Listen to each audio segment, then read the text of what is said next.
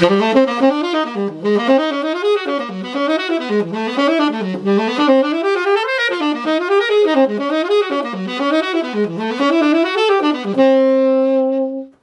I'm Russell Remington, and this is Saxophone Minutes. Today we're going to do a cool little exercise for circle of fifths. So basically getting you familiar with all your keys and going down a fifth, which is a very popular root movement and key movement. So we're going to use three different shapes for this, and they're all basic. The first one is going to be, and these are all major, so the first one is going to be using the 1, 2, 3, and 5 notes in a major key. And then we're just going to use triads, coming down a triad or coming down a folded triad. So what do I mean by that? Well, first of all, here's going up 1, 2, 3, 5 in C. So it would be C, D, E, G. And coming down the triad from the root. Or coming down the triad from the root and folding it.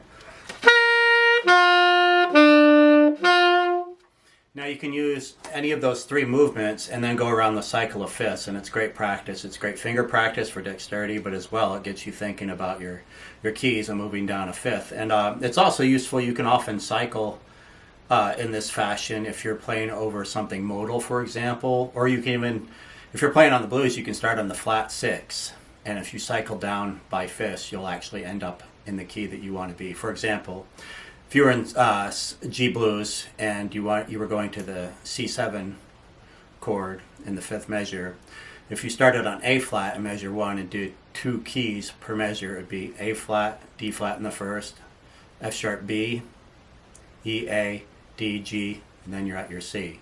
So it can be used that way too, to cycle to keys you want to get to. And here is the I wrote the little exercise incorporating either of the three movements. It will sound like this.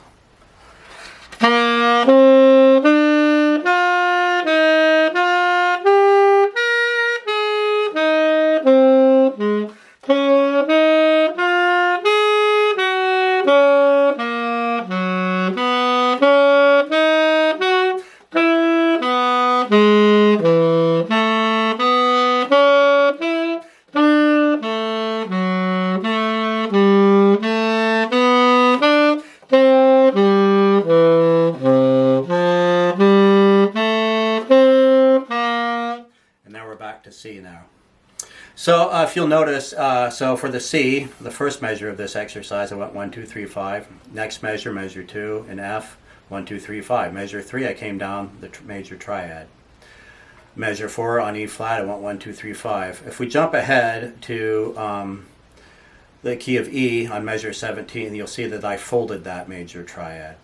So it's up to your discretion. What's cool about this exercise too is that you can use it in different ranges of your horn. You can, if you want to work on your low notes, you can fold and play accordingly to make it keep your range down low, or you could actually keep your range up high if you want to work on your palm keys, for example.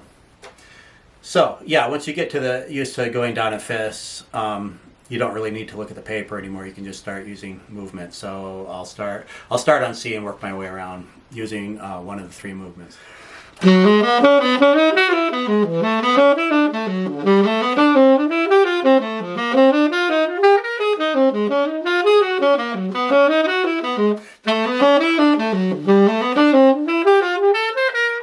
Etc. Then you can build up speed a little bit.